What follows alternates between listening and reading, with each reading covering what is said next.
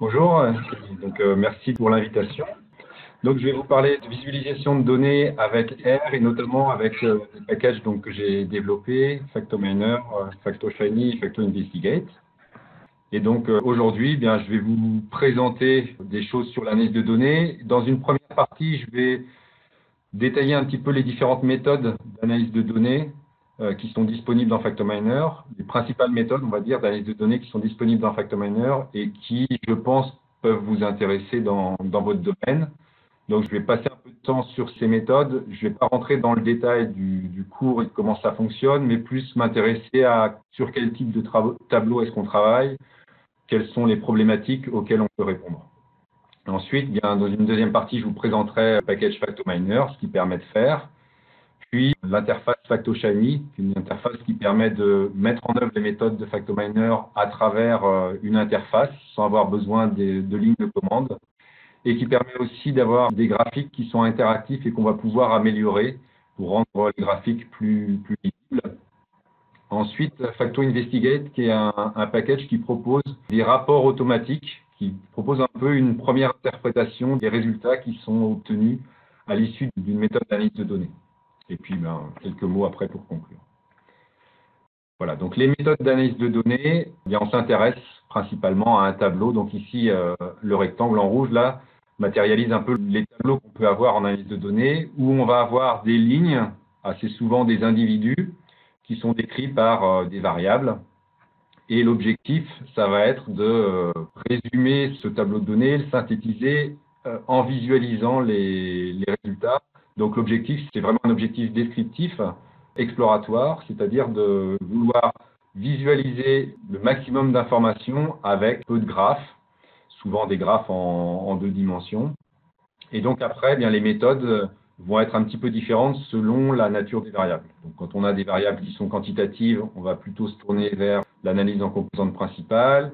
Quand on a des variables qui sont qualitatives, plutôt vers l'analyse des correspondances multiples, la CM. Après, on peut aussi avoir des variables qui sont structurées avec des groupes de variables. Donc là, on va parler d'analyse factorielle multiple, où on prend en compte les différents groupes de variables. Mais on peut aussi avoir des fois des tableaux où on a non plus des individus ici, mais des lignes et des colonnes qui sont en fait des tableaux croisés avec le croisement de 2 variables, des tableaux de contingence, où on va vouloir aussi visualiser ces relations entre les modalités des 2 variables. Donc, à chaque fois, l'objectif, c'est un objectif visuel qui résume l'information. Et puis, on peut aussi avoir une méthode qui est complémentaire aussi des méthodes d'analyse de données que je viens de citer, qui est la classification, qui va permettre de regrouper les lignes ou de regrouper les individus en paquets, en groupes d'individus qui se ressemblent. Et donc, l'objectif, ça va être de construire ces groupes d'individus et de visualiser les relations entre ces groupes, à quel point les groupes sont éloignés ou pas les uns des autres, et puis d'essayer de décrire ces groupes avec les variables. Je reviendrai sur ces différentes méthodes très rapidement, mais l'objectif finalement de toutes ces méthodes d'analyse de données est un peu le même, c'est de synthétiser, d'écrire, explorer un tableau de données.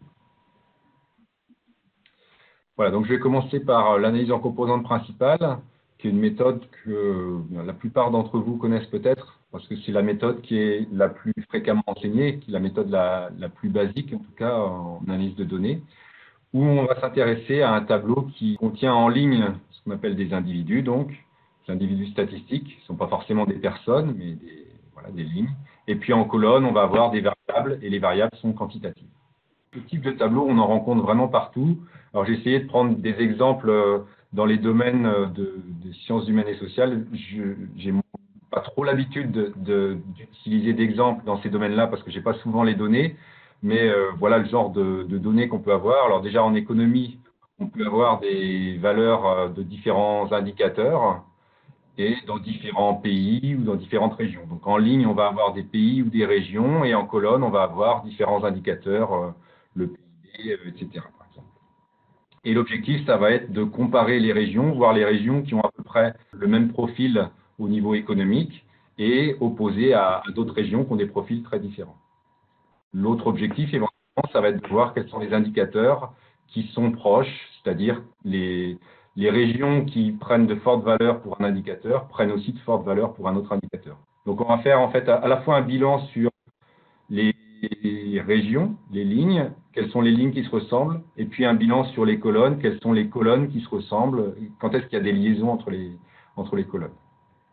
Alors, un autre exemple en psychologie, par exemple, où bien, on peut avoir des questions avec des échelles de Likert, où on va demander le degré d'accord d'un individu avec une affirmation K, et puis l'individu va mettre une note très faible quand il n'est pas d'accord du tout avec l'affirmation, et une note très élevée quand il est d'accord avec l'affirmation. Et puis on a comme ça plusieurs affirmations, et l'objectif, ça va être de voir si on a des groupes d'individus qui sont d'accord avec les mêmes affirmations.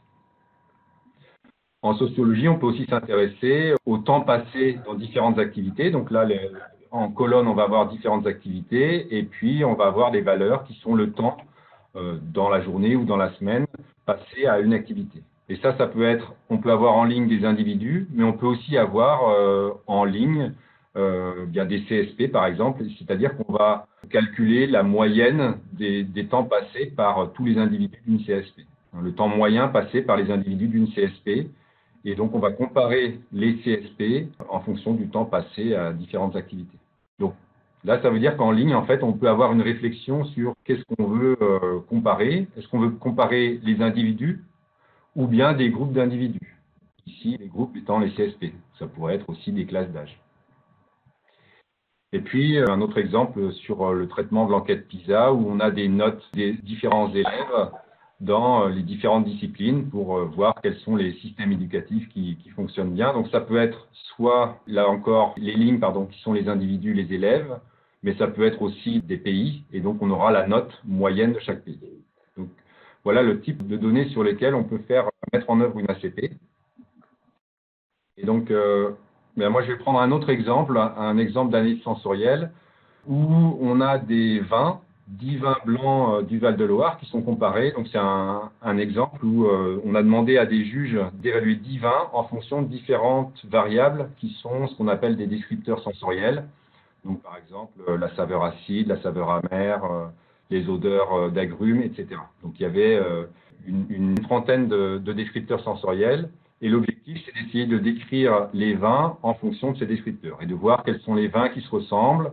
Est-ce qu'on peut faire des groupes de vins qui sont à peu près similaires? Et puis, éventuellement, est-ce qu'on peut caractériser un vin, dire, voilà, ce vin-là est très particulier parce qu'il prend de fortes valeurs pour tel et tel descripteur. Et puis, également aussi, on peut se poser la question, bien, est-ce qu'il y a des descripteurs qui sont assez similaires, qui se ressemblent? Quand les vins sont acides, par exemple, est-ce qu'ils ont tendance aussi à être très peu sucrés, par exemple? Le jeu de données se présente sous la forme suivante. On a les 10 vins qui sont les 10 lignes. On a ensuite 27 variables quantitatives qui sont les descripteurs sensoriels. Et puis, il y a 2 variables qui ne sont pas des variables de description du vin, mais qui sont des variables d'appréciation. Donc, qui sont un peu différentes par rapport aux autres variables. Ce n'est pas vraiment une description du vin, mais c'est plus comment le vin est perçu. Donc, ces variables-là, je ne vais pas les utiliser pour caractériser mes vins, mais je pourrais éventuellement les regarder pour voir si elles sont liées à la caractérisation du vin. Et puis, j'ai une autre variable, qui est une variable qualitative, qui me donne le label des vins. Donc, il y avait 5 vins qui étaient des Sauvignons et 5 vins qui étaient des Vouvray. Donc, cette variable qualitative-là, je vais l'utiliser éventuellement aussi pour décrire mes résultats une fois que j'aurai caractérisé mes vins à partir de ces variables sensorielles. Donc, l'objectif, c'est vraiment prendre ces données-là, où j'ai 10 lignes et 27 colonnes, donc j'ai 270 valeurs, et à partir de ça, je veux extraire rapidement l'information et voir quels sont les vins qui se ressemblent. Donc, même sur un petit tableau comme ça, où j'ai 10 lignes seulement et 27 colonnes, ce sera très difficile de voir quels sont les vins qui se ressemblent. Et donc, l'objectif de l'ACP, c'est justement de nous aider à retrouver l'essentiel de l'information en mettant en œuvre la méthode. Donc, rapidement, de voir quels sont les vins qui sont les plus proches, et les plus proches du point de vue de l'ensemble des variables. Donc voilà, si je lance l'ACP directement sur mon jeu de données avec Factominer, je vais récupérer 2 graphes, un graphique des individus, un graphique donc des vins, et puis un graphique avec les variables. Alors ces graphiques, comment est-ce qu'on les interprète? Bien, on va interpréter les dimensions. Donc là, ici, il y a une première dimension qui sépare les vins à gauche des vins qui sont à droite. Et bien, l'intérêt de la CP, c'est qu'on peut interpréter ce graphe des vins en fonction du graphe des variables. Et donc, les individus, les vins qui sont à gauche, bien, je sais qu'ils vont prendre de fortes valeurs pour les variables, les flèches qui sont orientées vers la gauche ici. Donc, les vins qui sont à gauche sont des vins qui sont frais, avec une forte odeur de passion, une forte odeur de citron, une forte odeur de fleurs et de plantes. Et puis, avec une faible valeur pour les variables qui sont sur la droite. Donc, de faibles valeurs pour l'intensité visuelle, l'astringence, l'odeur de champignons, etc. Donc ça, c'est pour les vins à gauche. Et puis les vins à droite, bien c'est l'inverse. Ils prennent de fortes valeurs pour les variables qui sont à droite et de faibles valeurs pour les vins qui sont à gauche. Donc j'ai une possibilité de caractériser mes vins grâce aux variables. Donc ça, c'est sur la première dimension ici. Et cette première dimension, bien c'est la dimension principale en fait de l'information qu'il y a dans mon jeu de données. Donc dans mon jeu de données, la principale information, c'est celle-là. Ce que fait la CP, c'est qu'elle résume au mieux l'information grâce à ce premier axe. Et puis après, elle va trouver un deuxième axe qui sépare les vins d'une autre façon, indépendante de la première, qui va séparer notamment ce vin ici, qui est très sucré et peu comme ça. Donc il prend une forte valeur pour les flèches qui sont vers le bas, pour le sucré, et de faibles valeurs pour les variables qui sont vers le haut, donc l'intensité de l'odeur, l'expression, la persistance de l'arôme, etc. Et puis les vins qui sont en haut, bien c'est l'inverse. Donc ça, c'est pour la description des vins en fonction des variables. Ce que je peux voir aussi, c'est que bien très facilement, quand j'ai la position de mes vins, je peux colorier mes vins en fonction de la variable qualitative, la variable label. Ici, j'avais une variable qui avait deux modalités, Vouvray ou Sauvignon, et donc j'ai simplement colorié les points en fonction de, bien, si les vins étaient des Vouvray, je les ai mis en rouge, si les vins sont des Sauvignons, je les mets en noir. Et puis, j'ai même rajouté un point ici, un point Vouvray et un point Sauvignon. Enfin, ce point Vouvray, ça va être la moyenne des Vouvray, c'est-à-dire que je vais mettre le point au barycentre de tous les points rouges. Et le Sauvignon ici, c'est le barycentre de tous les points noirs. Donc, je vois une opposition Sauvignon-Vouvray par rapport à la première dimension. Et donc, les Sauvignons sont des vins qui sont plutôt avec une forte odeur de passion, une forte odeur de fleurs, et puis de faibles valeurs ici. Et pour les Vouvray, c'est l'inverse. Donc, voilà la façon dont on va interpréter ces résultats. Donc là, j'interprète la première, la deuxième dimension. Et puis, bien, je peux éventuellement aller voir sur les dimensions suivantes s'il y a encore de l'information intéressante à récupérer. Ce que me disent les pourcentages ici, c'est le pourcentage d'information qui est récupéré par la première dimension. Donc là, ce que me dit ce pourcentage, c'est que en résumant le tableau de données par cette première dimension, je résume 43% de l'information.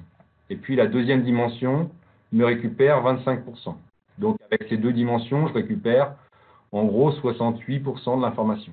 Donc je suis passé de 27 variables à seulement deux dimensions et j'ai quand même récupéré 68% de l'information. Donc c'est bien ce qu'on appelle un résumé. J'ai beaucoup d'informations au départ et je la résume avec uniquement deux dimensions. Et c'est les deux dimensions qui me permettent de résumer le maximum d'informations. Donc éventuellement, je peux aller voir les dimensions suivantes s'il y a encore de l'information à récupérer sur les dimensions suivantes. Et après, bien, vous voyez, il y a deux variables qui sont en bleu. Ces variables en bleu, c'est des variables qui n'ont pas servi à construire les dimensions, mais qui peuvent me permettre de voir si les préférences sont liées à la description sensorielle. Et là, ce qu'on voit, c'est que les flèches sont toutes petites. Ça veut dire que les flèches sont pas très bien projetées sur ce cercle. Donc, ça veut dire que les flèches sont pas vraiment dans les deux premières dimensions de la caractérisation sensorielle. Ça veut dire qu'en fait, il n'y a pas vraiment de lien entre la préférence et la description sensorielle de mes vins. Donc, il y a des vins qui vont être appréciés avec une certaine caractérisation sensorielle, et puis d'autres vins qui ont une caractérisation sensorielle qui est très différente et qui sont appréciés aussi. Donc voilà, en quelques mots, ce que permet de faire la CP comme analyse et comme interprétation. Alors si je passe à une autre méthode qui est l'analyse des correspondances, ici je m'intéresse à des tableaux où on va avoir une première variable ici en bleu qui prend différentes modalités et une deuxième variable en rouge qui prend également différentes modalités. Et donc, le tableau ici, c'est ce qu'on appelle un tableau de contingence où on va voir le nombre d'individus qui prennent à la fois la modalité I de la première variable et la modalité J de la deuxième variable. Donc, c'est vraiment des tableaux de comptage ici. On parle de tableau de comptage ou tableau de contingence. Donc, ça peut être, par exemple, le nombre de votes pour le candidat I. Donc, ici, en fait, on a différents candidats et ici, on a différents départements. Et donc, on a un croisement avec les candidats, les départements, et dans une gara, le nombre de votants pour un candidat dans un département. Ça peut être le nombre d'individus qui ont la CSP I dans une classe d'âge J. Ça, c'est le genre de tableau qui va nous permettre de voir l'évolution des CSP en fonction de l'âge. Ce type d'analyse est aussi très, très utilisé pour le traitement d'analyse de données textuelles. Donc, très utilisé pour l'analyse de données textuelles. Et l'analyse de données textuelles, c'est de plus en plus souvent utilisé, à la fois parce qu'on s'intéresse à des textes, mais aussi parce que des fois, on va s'intéresser à des questionnaires avec des réponses ouvertes. Et donc, pour traiter ces réponses ouvertes, on va pouvoir les traiter comme de l'analyse textuelle. Donc, on peut avoir différents candidats aux élections présidentielles. Et puis, donc j'avais leur profession de foi à ces différents candidats. Et puis, en colonne, on a les mots qu'ils ont utilisés. Et donc, dans une case, on a le nombre de fois où un mot est cité dans une profession de foi. Et donc, on va voir quels sont les sujets qui intéressent chacun des candidats. Donc voilà, ce genre de tableau, on en a assez fréquemment aussi. Et dans l'analyse textuelle, on peut utiliser ce genre de méthode. Typiquement, si vous connaissez le test du Qui2, ces tableaux sont les tableaux qu'on va utiliser pour construire un test d'indépendance du Qui2. On teste l'indépendance entre deux variables. Alors, je peux vous donner un exemple ici où je vais décrire un tableau relativement simple aussi ici. Je prends des exemples assez simples pour que vous puissiez voir les tableaux de données. Bien entendu, si on fait de l'analyse textuelle, on va avoir des tableaux qui vont être beaucoup plus volumineux, hein, puisqu'on peut avoir beaucoup de texte et puis surtout énormément de mots. Donc, l'analyse factorielle des correspondances, ce qu'elle va faire, c'est à nouveau un résumé, une synthèse de l'information qui est présente dans ce tableau. Dans le jeu de données que je vais utiliser, on a ici en ligne différents pays et puis en colonne différentes disciplines. Et dans une case, c'est le nombre de prix Nobel, par exemple prix Nobel français en littérature. Donc il y a 11 Français qui ont obtenu le prix Nobel en littérature. Il y a 3 Français qui ont obtenu le prix Nobel en économie. Donc là encore, il y a un tableau relativement simple avec pas tellement de nombres. Mais pour faire une synthèse de ce tableau, bien c'est intéressant de faire une analyse des correspondances qui va nous permettre de comparer les profils. Je prends la ligne de la France, 8, 3, 11, 12, 10, 9. Si j'avais un autre pays qui avait à chaque fois 2 fois plus de prix Nobel, par exemple 16, 6, 22, 24, 20 et 18, j'aurais envie de dire que ces deux pays ont exactement le même profil. Et donc, ils ont beaucoup de prix Nobel dans une discipline plutôt qu'une autre, par exemple, en pourcentage.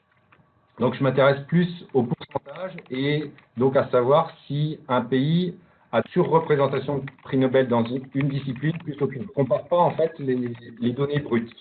Si je comparais les données brutes, vous regardez la ligne États-Unis, vous voyez qu'il y a beaucoup de prix Nobel aux États-Unis, quelle que soit la discipline. Là, ce n'est pas vraiment à ça que je m'intéresse. Ce qui m'intéresse ici, c'est de savoir s'il y a des pays qui vont plutôt s'orienter vers des prix Nobel en chimie et physique, et puis d'autres plutôt en littérature ou médecine. Voilà. Donc, y a-t-il des pays qui se spécifient dans certaines disciplines? Et donc, voilà le genre de graphique qu'on va obtenir. Donc là encore, on a un graphique avec les lignes et les colonnes qui sont représentées, mais cette fois, dans l'analyse des correspondances, lignes et colonnes sont représentées sur un même graphique.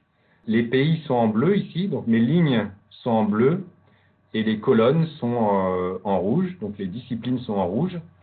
Et ce que va me permettre de voir ce graphique, ce qui est donc un résumé du tableau, c'est que, bien, par exemple, en France et en Italie, il y a une surreprésentation des prix en littérature. Donc il y a plus de prix Nobel qu'attendu en littérature en France et en Italie, par rapport à physique-chimie, par exemple. Au contraire, en Allemagne et au Japon, les points sont vers le bas, comme physique-chimie qui est vers le bas. Ça veut dire qu'il y a une surreprésentation de prix Nobel en physique-chimie en Allemagne et au Japon. Et puis, les États-Unis, Canada vont être plutôt orientés vers l'économie et donc avoir une surreprésentation de prix Nobel en économie. Voilà le genre de graphique où on va encore une fois synthétiser l'information.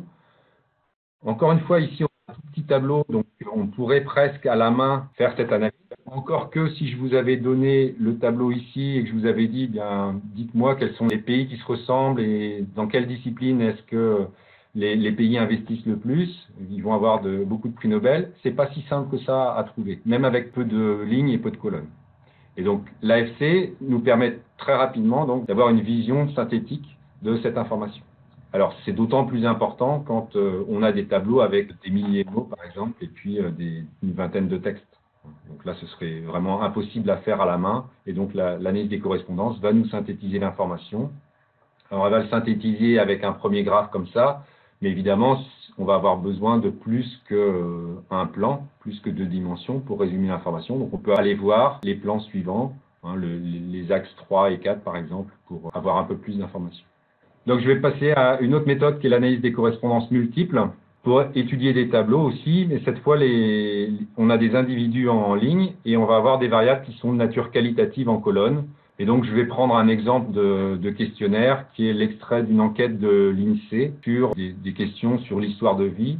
À l'INSEE, ils avaient interrogé 8403 individus, ou en tout cas, dans l'extrait du tableau de données que j'ai 8403 individus. Il y avait peut-être plus d'individus, mais je me suis intéressé à une partie en fait de l'étude. Donc, il y avait 8403 individus dans l'étude que j'ai analysée. Et puis, on avait posé 2 sortes de questions. Des questions sur les loisirs des gens. Et donc, on leur demandait, est-ce que vous pratiquez régulièrement la lecture? Oui, non. Est-ce que vous écoutez de la musique? Oui, non. Cinéma? Oui, non. Spectacle? Oui, non, etc. Donc, il y avait comme ça 17 loisirs, plus le nombre d'heures moyen par jour à regarder la télévision, avec 0, 1, 2, 3, 4 ou plus.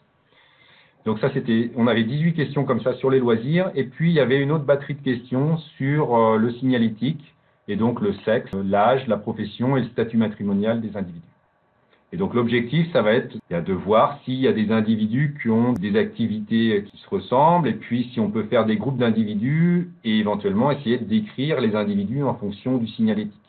Je ne m'intéresse pas spécifiquement à chacun des 8403 individus, mais je vais avoir envie de synthétiser un peu l'information et de dire des choses comme par exemple, bien, hommes et femmes ont des activités différentes parce que les hommes vont faire plutôt telle activité, les femmes plutôt telle autre, ou alors c'est plutôt les classes d'âge qui différencient les activités ou les professions.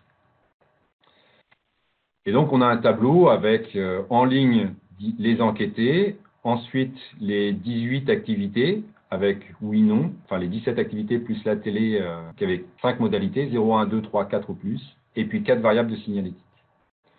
Donc là, on peut se poser la question, qu'est-ce qui m'intéresse là-dedans? Et moi, ce qui m'intéressait, c'était de différencier les individus en fonction de leurs activités.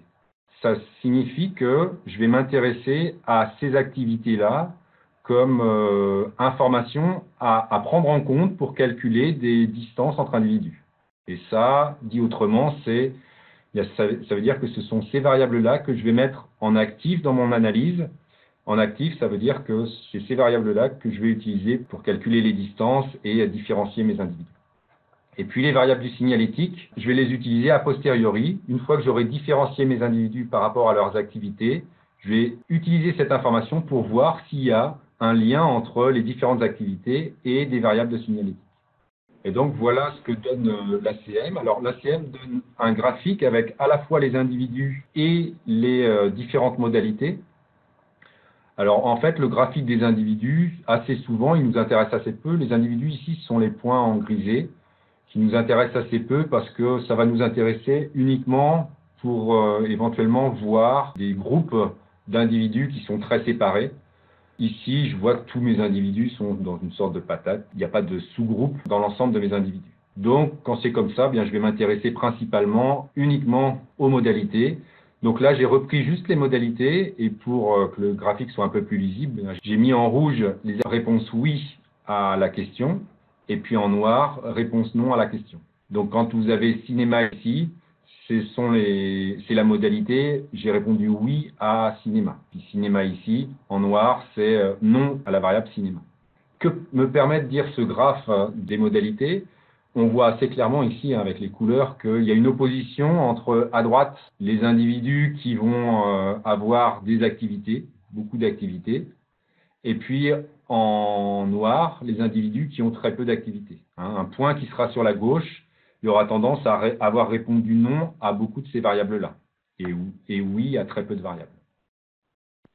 Donc ça, c'est la principale information que nous donne l'ACM, c'est il y a des gens qui font beaucoup de choses sur la droite, beaucoup d'activités, et à gauche, ils font peu de choses, ou alors ils regardent beaucoup la télé.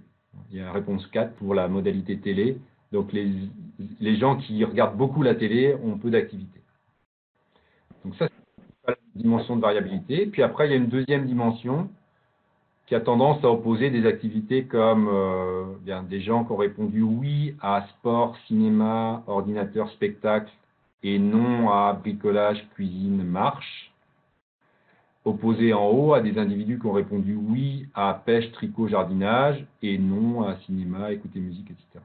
Donc là, on peut se dire qu'il y a une deuxième dimension qui va opposer des individus qui ont des activités plutôt, on va dire, jeunes, spectacle, ordinateur, cinéma, sport, à des activités plutôt de retraités, on va dire.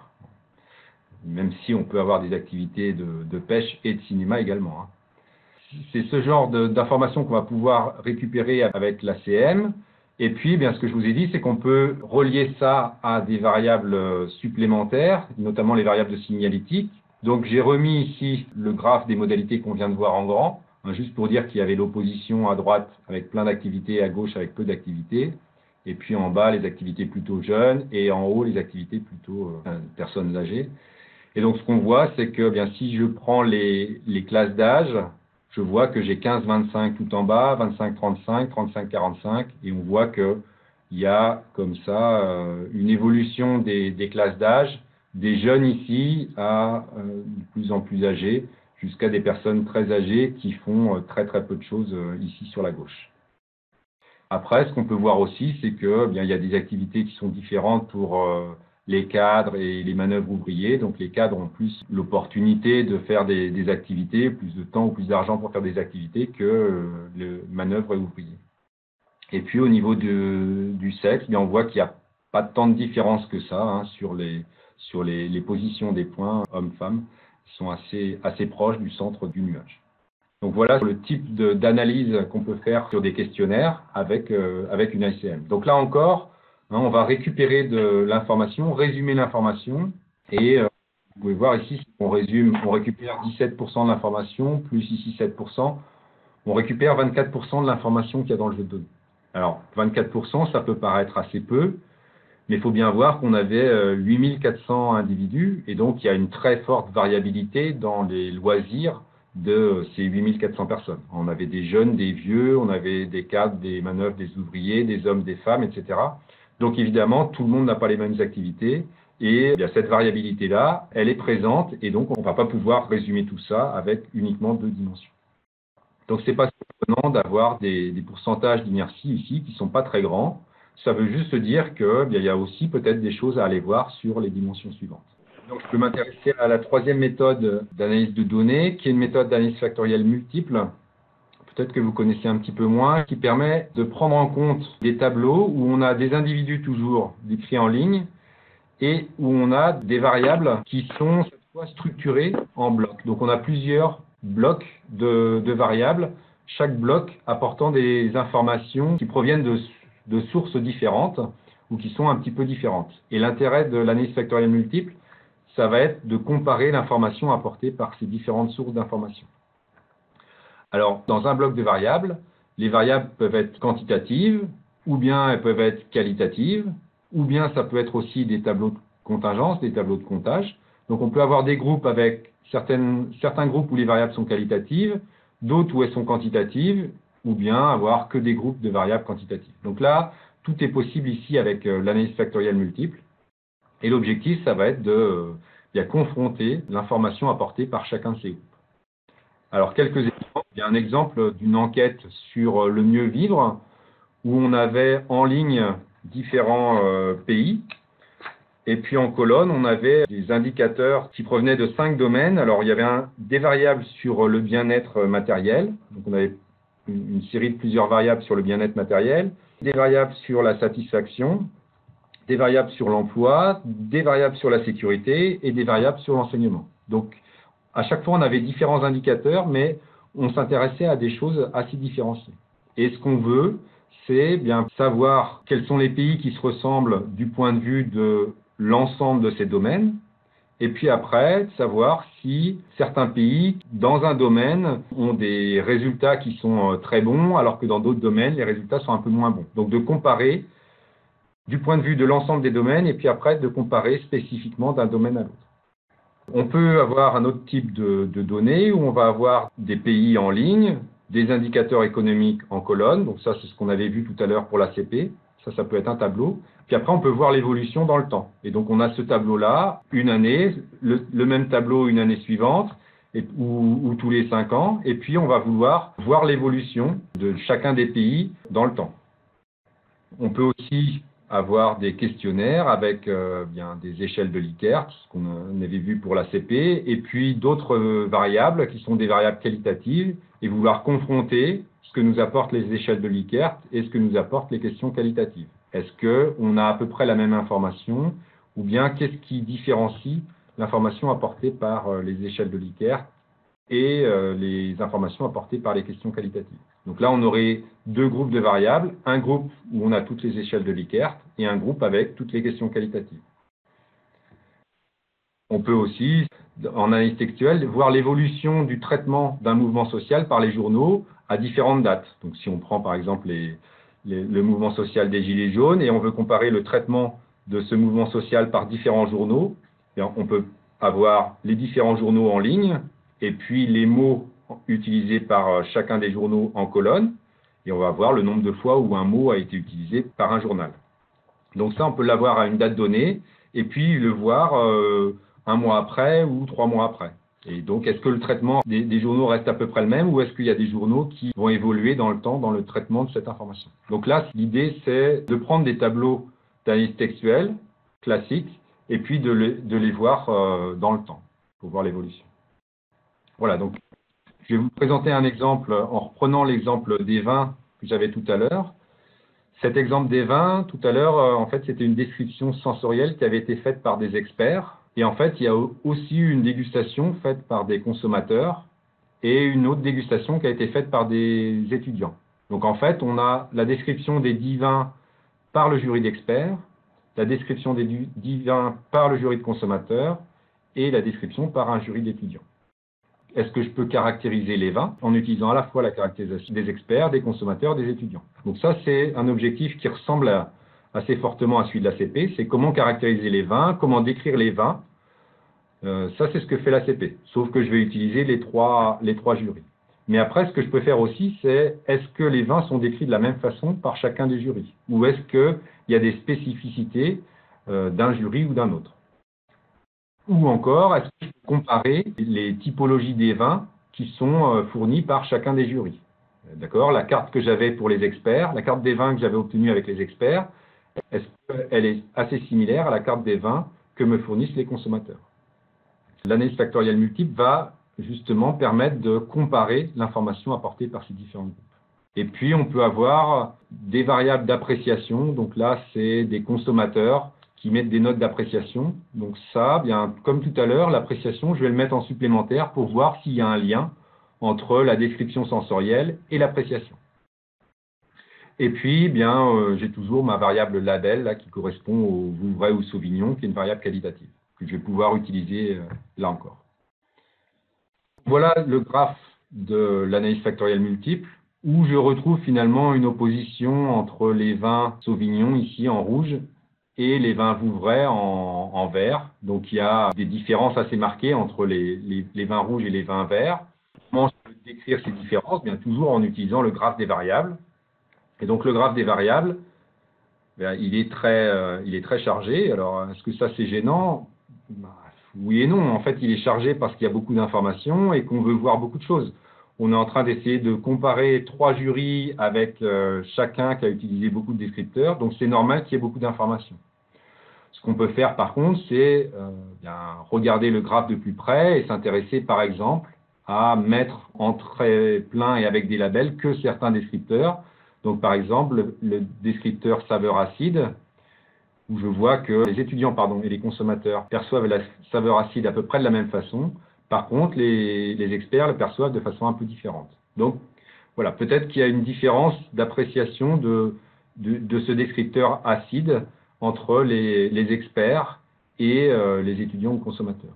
Par contre, au niveau du sucré, eh bien, les variables sont assez liées. Il y a une corrélation qui est assez forte. Et donc, tout le monde perçoit la saveur sucrée de façon à peu près similaire. Donc, c'est un graphe qui est très riche sur le graphe des variables, mais qui va me permettre de décrire les vins exactement comme on pouvait le faire avec l'ACP. Ça se décrit de la même façon. Les vins qui sont à droite sont perçus comme acides par les experts et les consommateurs. C'est plutôt les vins qui sont en haut qui sont perçus comme acides par les experts. Les vins qui sont par ici sont considérés comme sucrés par les consommateurs, les experts et les étudiants.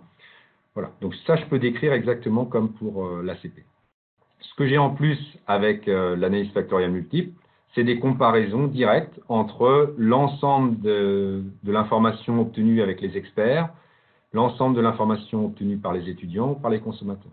Donc là, ce graphe ici me permet de résumer l'ensemble des variables du groupe expert, l'ensemble des variables du groupe étudiant ou du groupe consommateur. Et ce que me dit le graphe ici, c'est que tous ces groupes ont une coordonnée très élevée sur la première dimension. Ça veut dire qu'ils perçoivent bien les différences entre les vins qui sont séparés sur la première dimension. Donc, ils perçoivent la différence entre les vins qui sont sur la gauche de l'axe et les vins qui sont sur la droite de l'axe. Et là, tous les jurys perçoivent cette différence parce qu'il y a une forte coordonnée sur la première dimension. Et sur la deuxième dimension, bien, c'est surtout une dimension qui est due aux experts. Donc, c'est surtout les experts qui différencient les vins sur la deuxième dimension. Les consommateurs perçoivent assez peu cette deuxième dimension. Ils le perçoivent quand même un petit peu. Et les étudiants perçoivent aussi un petit peu. C'est vraiment une description très synthétique des groupes de variables. Pour résumer l'information qu'on avait précédemment avec toutes nos variables de chacun des groupes. Et après, un autre graphe qui est intéressant, c'est de voir chacun des vins, donc les points qui sont en noir, ici, tous les points qui sont en noir, les 10 points qui sont en noir, ça correspond à un vin quand il est perçu par l'ensemble des jurys. Et puis après, j'ai ce qu'on appelle un point partiel en rouge, un point partiel en vert et un point partiel en bleu, associés à chacun de mes points noirs. Donc ici, par exemple, si je prends Aubussière Silex, j'ai en noir comment est perçu ce vin par l'ensemble des jurys, et puis en bleu, comment il est perçu par le jury consommateur, en rouge, comment il est perçu par le jury expert, et en vert, comment il est perçu par le jury étudiant. Quel est l'intérêt de ce graphique? C'est de se dire, bien, si les points partiels, les 3 points ici, rouge, vert et bleu, sont très proches du point noir, ça signifie que tous les jurys perçoivent le vin de la même façon. Ils perçoivent le vin de façon très homogène, et donc ils ont à peu près la même description de ce vin. Ou au contraire, s'il y a un grand écart entre les points bleus et les points rouges, ça signifie qu'il y a des différences de perception entre le jury consommateur et le jury expert. Et après, bien, cette différence, je peux savoir à quoi elle est due, puisque j'ai mon graphe des variables qui me dit pourquoi un point est plus extrême vers la gauche ou plus vers la droite. Donc, cette comparaison des points rouges, bleus et verts permet de voir si les descriptions sensorielles sont similaires ou pas entre les jurys experts, étudiants et consommateurs. Et si les descriptions ne sont pas exactement les mêmes, de voir quels sont les vins qui sont à l'origine de ces différences. Donc, voilà pour la description. Alors ici, c'est juste un graphe avec la projection des variables d'appréciation, donc qui me permettent de voir si l'appréciation des vins est liée à la description sensorielle. Une flèche, c'est un consommateur. On voit que toutes les flèches sont plutôt orientées en bas à gauche.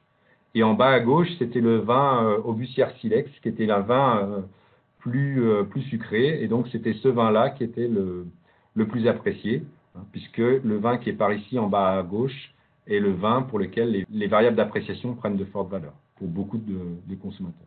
Donc, voilà, ce qu'il faut retenir, c'est qu'on peut avoir des groupes de variables qui sont actifs et qui permettent de différencier les individus, donc de différencier les vins, de caractériser ces vins. Et puis, on peut avoir d'autres groupes de variables qu'on va utiliser ensuite, une fois que le graphe des individus est obtenu, et bien essayer de comprendre, de relier ces autres groupes de variables à la caractérisation des vins. Donc, voilà pour les méthodes d'analyse de données. Et bien, dernière méthode, qui est une méthode de classification, où là, l'objectif, c'est de faire des groupes d'individus et donc d'avoir une description vraiment extrêmement synthétique, où je vais juste dire, bien, j'ai un groupe avec ces 3 vins-là qui se ressemblent, un autre groupe avec d'autres vins qui se ressemblent, etc. La classification ici, c'est ce qu'on appelle une classification hiérarchique, où on a un arbre hiérarchique qui me donne les proximités entre les vins ou entre les groupes de vins. Donc, par exemple, ces 2 vins-là, ici, sont très proches. Et puis, ce groupe de 2 vins est très proche de cet autre vin-là. Donc, j'ai un groupe de 3 vins ici qui est très proche. Et puis, je vois comme ça comment sont reliés les groupes de vins. Donc, ça me donne tout un arbre hiérarchique. Et si je coupe l'arbre, ici, je l'ai coupé, ça me crée des classes. Et ça m'a fait un arbre qui se découpe en 5 classes. Où je vais pouvoir dire que j'ai 5 groupes de vins et après, bien, chercher à décrire ces groupes par des variables, en disant, bien, ces vins-là sont plutôt des vins acides, ceux-là sont plutôt avec une odeur passion, etc. Représenter cet arbre hiérarchique en utilisant le plan de mon analyse en composante de mon analyse factorielle multiple, selon ce que j'ai fait avant.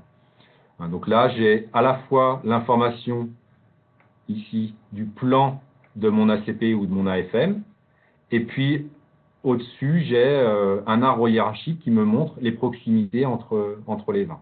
J'ai même des classes qui sont coloriées, donc les vins en rouge sont les vins d'une même classe, les vins en bleu sont les vins d'une autre classe, etc. Donc j'ai en fait 3 informations qui sont résumées ici sur ce graphique, à la fois le plan de l'ACP ou de l'analyse factorielle multiple, l'arbre hiérarchique qui me montre les proximités entre les vins et les proximités entre groupes de vins, et puis les classes qui sont obtenues si je coupe l'arbre hiérarchique pour constituer des classes. Donc voilà le genre de graphique qu'on peut obtenir en faisant une classification hiérarchique. Alors évidemment, cette classification, elle va être intéressante si on n'a pas trop d'individus. Si je fais ça avec mes 8403 individus de l'ACM, ça n'aura aucun intérêt parce que j'ai un arbre hiérarchique qui est beaucoup trop gros. Il faudrait représenter que le haut du graphe éventuellement, que le haut de l'arbre pour avoir quelque chose de lisible.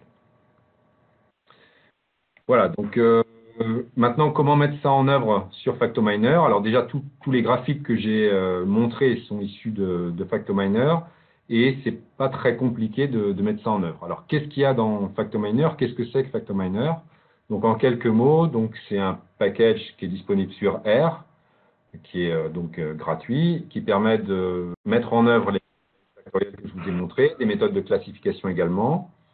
Et ça donne de nombreux indicateurs sur bien est-ce que mes axes permettent de bien visualiser l'information, est-ce que les points sont bien représentés, donc est-ce que la qualité de représentation est bonne, est-ce que les points ont contribué à la construction de mes dimensions, comment je peux décrire automatiquement mes axes. Donc en fait, il y a beaucoup d'indicateurs qui sont fournis.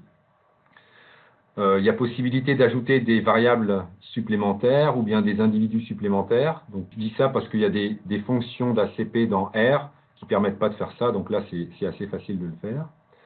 Donc, il y a une interface graphique en français et en anglais. Un package qui permet de gérer les données manquantes, donc qui s'appelle MISMDA. En fait, l'idée de ce package, c'est d'imputer les données, de compléter le tableau de données, de sorte que les valeurs complétées n'influent pas sur l'analyse. Donc, en fait, vous allez compléter le tableau de données avec une valeur et pouvoir ensuite faire une ACP ou une ACM ou une AFM. Et l'intérêt de cette démarche, c'est que les valeurs qui ont été complétées ne rentrent pas, ne contribuent pas à construire les axes. Ça veut dire qu'en fait, les axes sont construits uniquement avec les valeurs qui sont observées. Factominer, il y a aussi le package FactoShiny qui permet d'avoir un module graphique qui permet d'améliorer donc les graphiques assez facilement, de façon interactive. Il y a le package FactoInvestigate qui propose une interprétation automatisée, ou en tout cas un début d'interprétation automatisée. Et puis, il y a aussi différentes aides à l'utilisateur pour Factominer, donc un site internet qui est dédié, des vidéos disponibles sur YouTube, un livre d'analyse de données, et puis un cours en ligne qui a un MOOC. Donc. Donc, ça permet aussi de voir comment mettre en œuvre toutes les méthodes et puis d'apprendre aussi sur les méthodes. Il y a à la fois la mise en œuvre logicielle et puis des cours sur les méthodes. Donc, les méthodes, bien l'ACP, donc la fonction, ça est PCA, donc tout est en anglais, donc PCA pour Principal Component Analysis. L'analyse des correspondances pour Correspondence Analysis, c'est CA. L'analyse des correspondances multiples pour traiter des questionnaires, ça va être Multiple Correspondence Analysis, MCA. Ensuite, l'analyse factorielle de données mixtes, donc j'en ai pas parlé ici, mais quand les variables sont quantitatives, on fait une ACP. Quand les variables sont qualitatives, on fait une ACM. Et puis des fois, bien, on a des variables qui sont quantitatives et d'autres qui sont qualitatives. Et on veut que, à la fois, ces variables quantitatives et qualitatives soient utilisées pour construire les axes, construire les distances entre individus. Et donc là, ça va être de l'analyse factorielle de données mixtes. Ensuite, on peut avoir des groupes de variables, donc c'est la fonction MFA pour Multiple Factor Analysis. Et puis, il y a des méthodes qui sont un peu plus avancées, donc là, je ne rentre pas dans le détail, mais où on peut avoir non plus des groupes de variables, mais une hiérarchie sur des groupes de variables, donc Hierarchical Multiple Factor Analysis. Des groupes d'individus qui sont décrits, donc là, ça va être de l'analyse factorielle multiple duale, et puis des tableaux de contingence avec des variables contextuelles, donc c'est une méthode qui s'appelle CA-GALT. Donc ça, c'est des méthodes un peu plus avancées.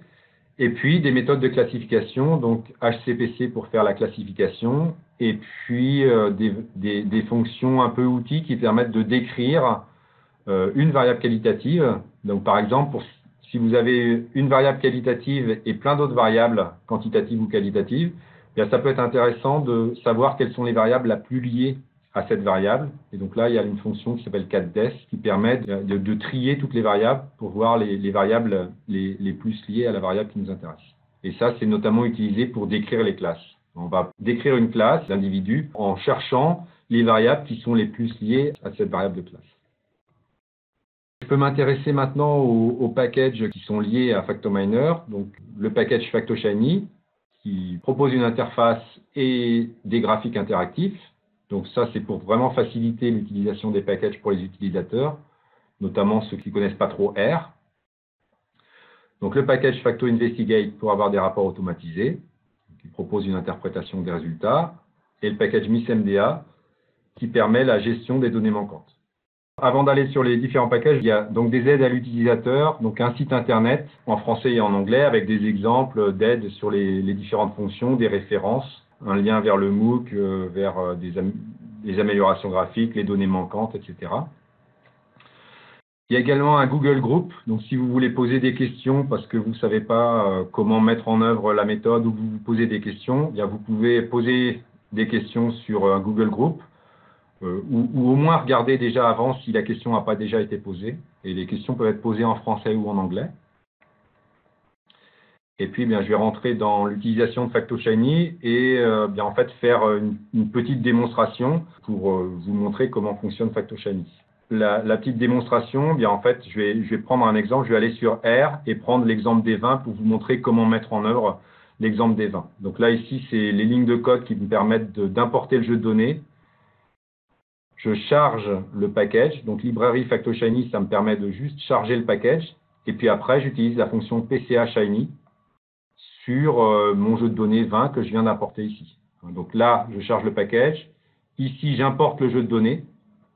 Donc ça, c'est une ligne de commande R. Et puis après, là, je fais juste mon ACP. Donc je passe sur R. Et donc, je vais importer mon jeu de données, charger la librairie. Et charger la librairie, c'est ici, FactoShiny, et lancer l'ACP. Donc, PCA Shiny, ça m'ouvre en fait mon navigateur, et bien par défaut, ça fait une analyse en composante principale. Donc, par défaut, vous avez, voilà, ça a fait toute l'analyse. Le problème, c'est que, bien par défaut, il ne sait pas quelles sont les variables que je veux considérer en actif et ce que je veux considérer en supplémentaire. Donc, je vais cliquer ici, voir les paramètres. Et je vais pouvoir choisir les variables actives. Donc, je choisis les variables actives ou plutôt les variables supplémentaires. Donc, ici, je vais mettre les préférences comme variables supplémentaires. Et vous voyez qu'en changeant les variables préférences ici, eh bien, mon graphe se met à jour. Mes graphes se mettent à jour automatiquement. Et vous voyez que cette fois, les deux variables de préférence sont en bleu pour montrer que ce sont des variables qui ne servent plus maintenant à construire les dimensions, mais qui sont en supplémentaire. Et puis, je peux préciser que la variable qualitative du label des vins, je veux la mettre en supplémentaire, et donc je vois apparaître ici le point Sauvignon et le point Vouvray. Donc, j'ai fini de paramétrer ma méthode. Je peux éventuellement améliorer les graphiques, donc changer le titre de mon graphe, donc graphe des vins, voilà, en mettant ça, bien vous voyez que le titre ici, graphe des vins, se met à jour. Donc, ça, c'est pas très important. Je peux sélectionner mes individus en fonction de la qualité de représentation. Vous voyez cos carré ici. Je vais pouvoir sélectionner les individus qui ont une qualité de représentation suffisamment importante. Donc là, j'ai pris un cosinus carré supérieur à 0,6. Alors, ce n'est pas très utile ici dans mon exemple parce que j'ai peu de points et donc je vois bien les libellés de mes points. Mais dans certaines études, vous allez avoir 50 points qui sont sur votre graphique et plein de points qui sont avec des labels, des libellés superposés. Et c'est très désagréable d'avoir des libellés qu'on ne voit pas. Et puis surtout, les libellés qui sont superposés, en général, c'est des libellés qui ne sont pas très utiles pour interpréter nos résultats. Et donc, c'est plus intéressant de masquer ces libellés et de ne garder que les libellés des points qui sont un peu extrêmes. Donc ça, vous allez pouvoir modifier les libellés que vous choisissez de visualiser grâce à ce petit curseur-là. Et puis, je peux colorier les points en fonction de la variable qualitative. Et donc là, en appuyant sur le bouton, j'ai les points en rouge qui sont les vins Vouvray et en noir les vins Sauvignon. Et donc, voilà, j'ai juste ça à faire. Et puis, je peux récupérer mes graphiques en PNG ou alors en JPEG ou en PDF. Et si je clique ici, ligne de code de l'ACP, quand je quitte l'application, j'ai ici les lignes de code qui ont été générées par tout le paramétrage que j'ai réalisé. Et si je copie-colle ces lignes de code, ça va me refaire exactement les mêmes graphes, la même analyse à l'identique. Pour une recherche reproductible, c'est très intéressant parce que vous allez pouvoir récupérer exactement ce que vous avez fait la fois d'avant. Et puis, là, par exemple, j'ai oublié de vous montrer quelque chose. Je vais refaire PCA Shiny de Rez. PCA Shiny de Rez. J'avais mis les résultats de PCA Shiny ici. Je les avais mis dans un objet Rez. Et en faisant PCA Shiny de Rez, ça réouvre mon analyse exactement là où j'en étais. Et donc là, je peux vous montrer dans les options graphiques que je vais pouvoir changer et prendre les axes 3 et 4, par exemple. Voir les axes 3 et 4 et récupérer à nouveau les graphiques de ces axes.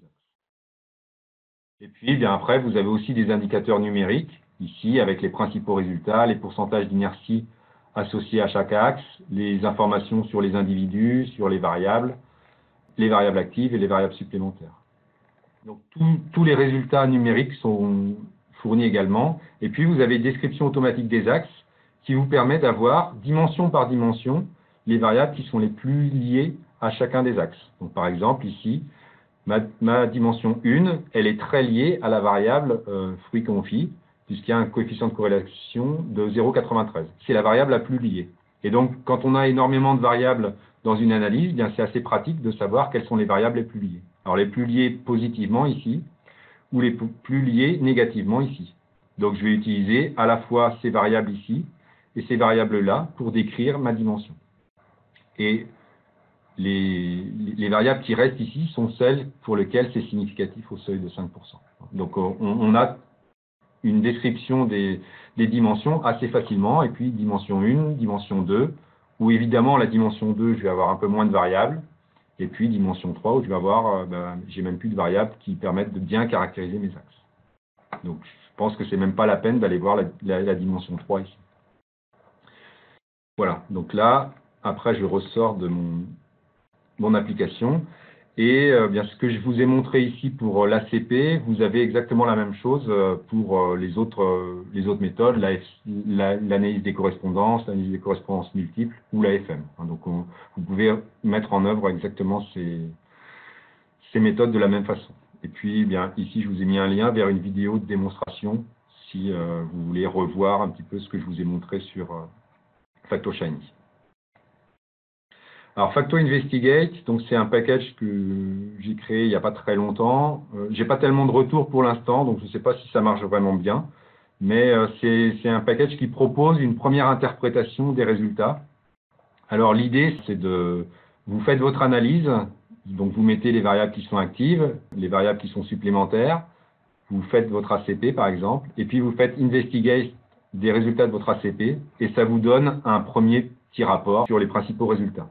Alors, je peux vous montrer là aussi ce que ça donne. Donc, je vais faire mon ACP. Donc, je récupère les lignes de code que j'avais fait ici. Ça me donne l'occasion de lancer ces lignes de code et de vous montrer que je récupère exactement les graphes des variables, les graphes des individus que j'avais obtenus avec mon interface tout à l'heure. Et donc là, si je lance le package Facto Investigate, donc je crie librairie Facto Investigate. Donc ça, c'est pour charger le package. Et après, je fais investigate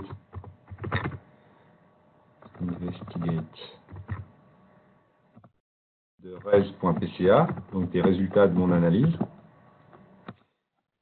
Ça me crée donc ça refait des analyses et ça va me créer un rapport, alors soit au format HTML, soit au format Word, soit au format LaTeX, donc comme vous voulez, et voilà les résultats que ça me donne. Donc là, ça me dit, donc ça c'est vraiment fait complètement automatiquement, quel que soit le jeu de données. Donc là, ça me dit que c'était une analyse en composantes principales. Sur le jeu de données 20, et il me dit ce jeu de données contient 10 variables, 10 individus et 30 variables. 2 variables quantitatives sont illustratives, une variable qualitative et illustrative. Ensuite, ce que fait l'analyse, c'est qu'il regarde s'il n'y a pas un individu qui est très particulier. Donc un individu qui à lui seul créerait les premières dimensions et où on aurait juste envie de dire, bien voilà, j'ai un individu très particulier et puis tous les autres qui sont à l'opposé. Si on a ça, assez souvent, on va d'abord commenter cet individu particulier, dire en quoi il est particulier, puis refaire une analyse. Bien là, c'est ce qui est fait, ça nous cherche s'il y a des individus très particuliers. Et là, ça nous dit qu'il n'y en a pas. Ensuite, ça nous dit bien que l'inertie des axes factoriels est assez importante. Donc là, ça nous dit les deux premiers axes de l'ACP expriment 68% de l'inertie totale du jeu de données. Cela signifie que 68% de la variabilité totale du jeu de données du nuage des individus ou des variables est représentée dans ce plan. C'est un pourcentage assez important, etc. Donc ça, c'est les phrases qui sont ici dépendent de la valeur du pourcentage d'inertie qui est ici. Et ça nous dit que ce pourcentage d'inertie récupéré par le plan, 68%, c'est plus grand que ce qu'on aurait obtenu si on avait des valeurs, des variables qui étaient indépendantes. On aurait maximum 44% d'informations, en gros. Dans 95% des cas, on aurait moins de 44% d'informations. Donc nous, comme on a 68%, c'est qu'on a quelque chose d'intéressant. Et puis, bien après, ça nous donne le graphe des individus. Ça nous cherche, alors dans l'exemple ici, il n'y a qu'une variable qualitative, mais sinon, ça va chercher parmi toutes les variables qualitatives, quelle est celle pour lesquelles c'est le plus intéressant de colorier les individus en fonction d'une variable qualitative, la variable qualitative qui va permettre de différencier au mieux les individus. Donc là, comme il n'y a qu'une variable et qu'elle est intéressante, bien, elle est utilisée pour colorier les individus ici. Et puis, bien, ça donne des graphes, voilà, le graphe des variables. Et puis, bien ensuite, ça décrit rapidement chaque dimension. Donc, ça nous dit la dimension 1 oppose des individus tels que le Vouvray, Aubussière-Marigny, Vouvray, etc., à droite du graphe, caractérisé par une coordonnée fortement positive sur l'axe, à des individus, et puis ça cite les individus. Et puis, ça nous dit, après, le groupe des individus Aubussière-Marigny, Véfonto, etc., partage de fortes valeurs pour les variables grade, etc., de faibles valeurs pour les variables, etc. Donc, ça nous dit quels sont les groupes d'individus et ça nous caractérise les groupes d'individus par les variables. Évidemment, ça ne fait pas une synthèse comme pourrait le faire quelqu'un, quoi, hein. Ça nous dit pas, ça nous liste en fait les variables ici. Donc, ce qui est intéressant après, c'est de trouver avec toutes ces variables qu'est-ce qui caractérise les individus, les 20. Hein, d'accord. Donc là, c'est plutôt des odeurs assez fortes, on va dire, opposé à des odeurs plutôt de fruits ici. Donc voilà, moi ce que je peux dire ici en disant des odeurs fortes contre des odeurs de fruits, il y a un programme qui automatise les choses aura du mal à le faire. Ça nous donne uniquement la liste des variables qui prennent de fortes valeurs et celles qui prennent de faibles valeurs. Et ça fait ça via dimension par dimension. Et éventuellement, ça poursuit par une classification en séparant les individus en différentes classes et ça caractérise des classes. Les individus de telle classe prennent de fortes valeurs pour ça, et de faibles valeurs pour ça. Et après, bien, vous avez l'ensemble des résultats qui sont obtenus par les analyses qui sont réalisées ici. Donc, moi, ce que je pense, c'est que ça peut être intéressant de commencer par faire ça. Vous le récupérez dans Word et puis vous modifiez après en complétant ou en supprimant des choses qui sont dites, quoi. Voilà. Mais ça peut être quelque chose d'intéressant pour commencer une analyse. Donc, là, c'était en fait des textes de différents auteurs. Donc, il y avait 18 auteurs et pour ces 18 auteurs, c'est des auteurs français, on avait beaucoup de textes. Donc, par exemple, Aragon, on avait 23 textes, Balzac, 49 textes, etc. Et donc, on a constitué une table avec bien les auteurs en colonne ici, et puis en ligne, on a des mots avec dans une case le nombre de fois où un mot a été utilisé par un auteur. Voilà, ça fait un tableau qui est vraiment très très gros, et on a conservé que les mots qui étaient cités suffisamment, le suffisamment étant plus de 100 fois sur l'ensemble des auteurs. Voilà. Donc ça, c'est pour éviter d'avoir vraiment trop de mots dans l'analyse. Ça ne change pas tellement les résultats. Et donc là, l'idée, c'était de faire une analyse textuelle pour comparer bien, ce que disent les différents auteurs. Voilà ce que donne l'AFC sur ce tableau. Donc là, j'ai représenté que les auteurs. Et donc l'AFC, ce qu'elle va me dire, c'est que les auteurs sont d'autant plus proches qu'ils emploient les mots dans des proportions similaires. Alors là, je suis bien en train de comparer les pourcentages et pas les valeurs parce que c'est bien ça qui m'intéresse. Hein. Si j'avais pris les valeurs, ceux qui avaient des textes plus longs ou qui avaient plus de textes, ils seraient mis d'un côté, puis ceux qui avaient peu de texte de l'autre côté. C'est pas ça qui m'intéresse. Moi, ce qui m'intéresse, c'est de savoir s'il y a des auteurs qui suremploient certains mots ou sous-emploient d'autres mots. Surtout, est-ce qu'ils suremploient certains mots. Et l'idée derrière, c'est de se dire, bien, s'ils s'intéressent au même sujet, s'ils utilisent les mêmes mots, par exemple, c'est qu'ils s'intéressent au même sujet et qu'ils ont les mêmes préoccupations. Et donc, bien, on retrouve des proximités entre auteurs. En mettant les dates sur les auteurs, bien, ce qu'on voit, c'est qu'il y a une évolution dans le temps du vocabulaire entre, ici, Corneille et Racine, qui se ressemblent parce qu'ils sont proches ici, et ils sont très éloignés de Zola, par exemple, qui est à l'opposé ici. Hein, donc Corneille et Racine, qui sont des classiques, alors que Zola est plutôt un naturaliste. Et donc, on voit, juste avec l'utilisation des mots, hein, j'ai pris que ça comme information, et puis les noms des auteurs, et on voit comme ça l'évolution du vocabulaire pendant les siècles. Alors après, bien, ce qu'on peut faire, c'est une classification de ces auteurs. Et donc là, en faisant une classification des auteurs, bien, on retrouve des classes d'auteurs qui sont bien connus. On retrouve des classes d'auteurs avec des classiques ici. Ici, c'est plutôt des auteurs qui sont les classiques, les Lumières, ici, roman libertin, le réalisme, le naturalisme, le surréalisme, le romantisme. Et donc là, en fait, on a vraiment utilisé que les mots qui ont été utilisés pour retrouver des groupes d'auteurs.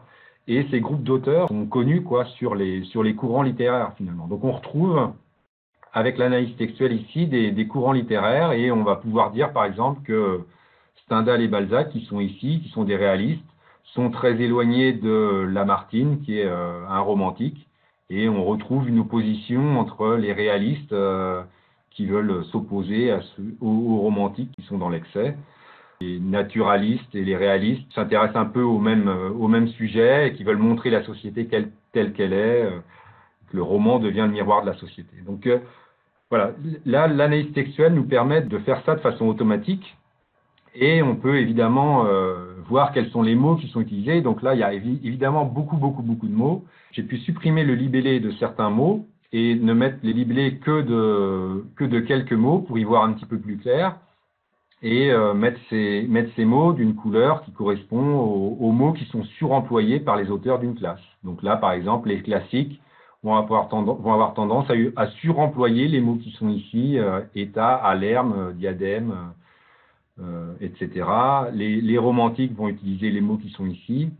Alors évidemment, on peut encore améliorer les graphiques. Et par exemple, voilà, ici, j'ai amélioré le graphique pour y voir plus clair sur les mots. Donc, c'est aussi pour dire que les packages peuvent faire des belles choses, mais finalement, pour avoir un graphique très lisible, des fois, c'est intéressant aussi de les retravailler un petit peu à la main. Donc là, c'est ce qui avait été fait. Et donc, on retrouve les mots qui sont suremployés par chacun des courants littéraires.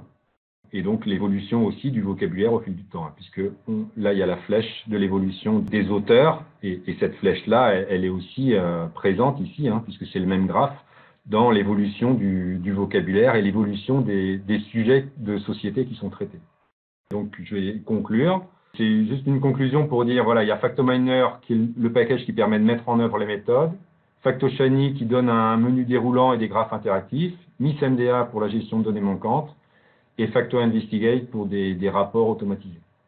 Et après, eh bien, il y a un site Factominer. J'ai mis aussi mon site internet où vous allez pouvoir retrouver des tutoriels, notamment ce que j'ai dit aujourd'hui. Et puis, il y a des articles dans pour citer le package Factominer ou pour citer le package MISMDA. Donc, je vous donne les liens vers différents articles. Et puis des aides à l'utilisateur. Dans les livres, ici, un livre d'analyse de données en français ou le livre R pour la statistique et sciences des données, bien, vous avez des choses sur toutes les méthodes que je vous ai présentées.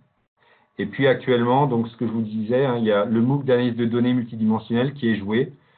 Alors c'est complètement gratuit, vous pouvez vous inscrire et puis même si vous ne suivez pas le MOOC maintenant, bien, en fait vous aurez le MOOC qui sera archivé et vous pourrez revenir aux vidéos, aux quiz par la suite. Ça ne vous coûte rien de vous inscrire si vous le souhaitez. Et la plupart des vidéos sont sur une chaîne YouTube. Mais bon, elles sont mieux organisées dans le MOOC que sur la chaîne YouTube. Et voilà, donc ça c'était juste pour terminer, pour vous montrer qu'il y avait Factominer et puis qu'il y avait pas mal de choses autour pour compléter un petit peu, donc des Google Groups, des sites internet, des vidéos, pour faire que c'est un projet autour de l'analyse de données un peu plus que juste un package. Voilà, je vous remercie de votre attention.